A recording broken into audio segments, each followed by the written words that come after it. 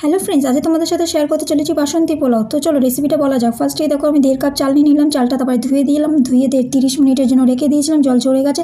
তারপরে এর মধ্যে দিয়ে দিলাম আদা বাটা, নুন, স্বাদ মতন চিনি, তারপরে দিয়ে দিলাম হলুদ গুঁড়ো, তারপরে ঘি, তারপরে দিয়ে দিলাম গোলমরিচের গুঁড়ো আর এক চামচ গরম মশলা। তারপরে আমি ভালো করে মাখিয়ে নেবো এটা সব কিছু দিয়ে। তারপর 20 মিনিটের জন্য আমি ঢাকা দিয়ে রাখবো। তো 20 মিনিট পর চলে এসেছি। তো দেখো, তারপর কড়াইতে আমি একটু ঘি দিয়ে দিলাম, তারপরে দারচিনি, লবঙ্গ, এলাচ আর তেজপাতা দিয়ে দিলাম, তারপরে দিয়ে দিলাম কিশমিশ, কাজু বাদাম। এই সামান্য নুন দিয়ে চালটা দিয়ে 3 থেকে 4 মিনিট লো ফ্লেমে ভাজতে হবে।